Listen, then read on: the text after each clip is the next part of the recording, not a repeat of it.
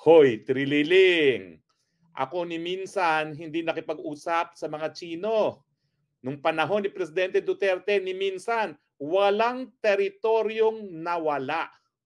Pero ikaw, ilang beses ka nagbalik-balik sa China, ang resulta nawala sa atin ang Scarborough Shoal.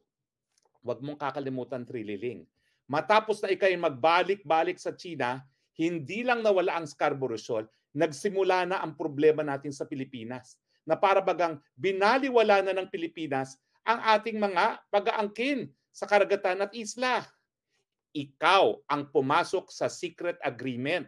Sa katotohanan, ibubulgar na sana ni Senate President Enrile nung siya ay nasa Senado ba kung ano pa yung pinasok ninyo. At ang patunay niya, isang ambassador, si Ambassador Brady. Trililing, ikaw ang pumasok sa secret agreement. Ikaw ang namigay ng teritoryo. Ikaw at ang Pangulo mo ang dahilan kung bakit nawala ang Scarborough Shoal. Bakit mo sasabihin na nagkaroon ng secret agreement ang Presidente Duterte? Walang teritoryong nawala sa Pilipinas ng panahon ni Presidente Duterte. Ikaw ang pumasok sa secret agreement. Kaya nga, sinasabi, no, dapat linisin muna ang dungis mo sa muka dahil putik ang nasa mukha mo dahil nawalan tayo ng teritoryo at hindi pa natin alam kung ano pang pinagkasundo mo sa Chino na dahilan na ngayon talagang walang tigil ang kanilang pag-aangkin pati na sa Ayungin Shoal. Pati ba yun pinamigay mo? Sabihin mo kasi yung totoo. At sana nga, dahil 100 years old na si JPE, sana habang narito pa siya, ibulgar na niya kung ano ang mga kasunduan na ipinasok mo. Ikaw ang managot.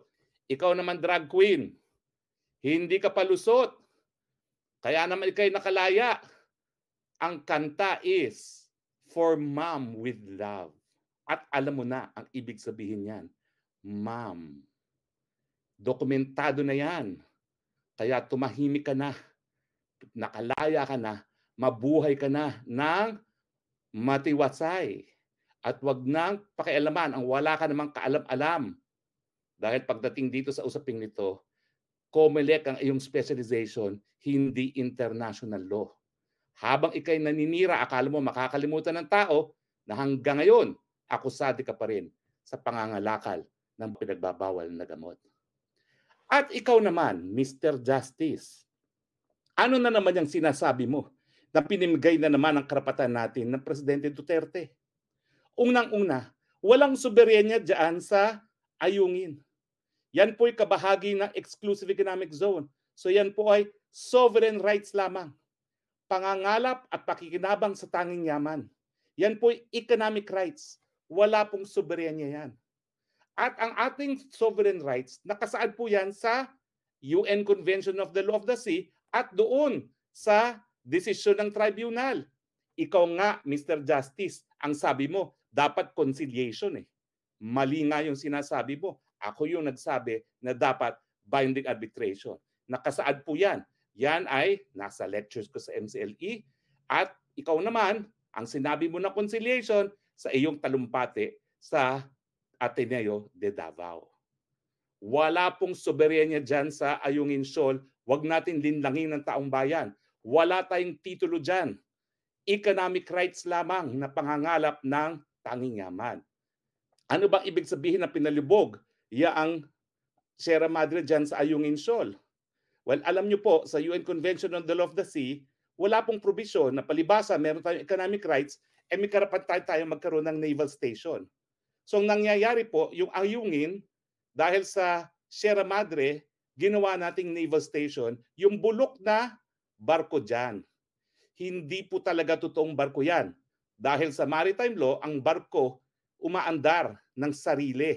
Hindi na po umaandar yan. Yan po ay bulok na linubog natin at by legal fiction, tinawag nating commission sa Navy. Bakit?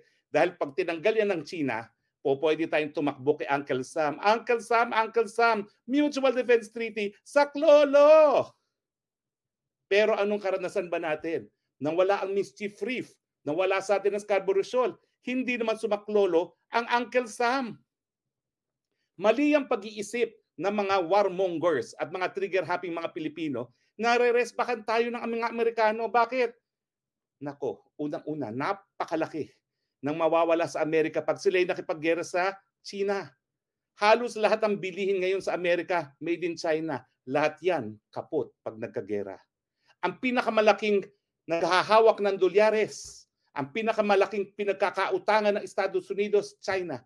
Pag nakagera, bagsak ang ekonomiya ng Amerika. Siyempre, apektado rin ang China. Kaya ang China at Amerika ngayon, doon sa pagpupulong sa San Francisco ni President Biden at ni President Trump, ay talaga nagkasundo na paigihin ang kanilang pagsasama. Kaya nga po kung akalain nyo, nalulusob ang mga Amerikano, sasaklolo sa atin dahil dyan sa bulok na barkong yan, nahehelo kayo at nananaginip kayo.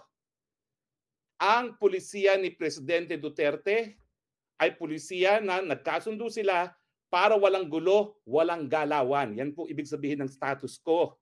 Yan po'y paulit-ulit kong in-announce sa mga press briefing.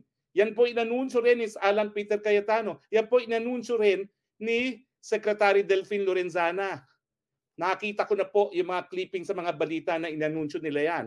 Status quo agreement.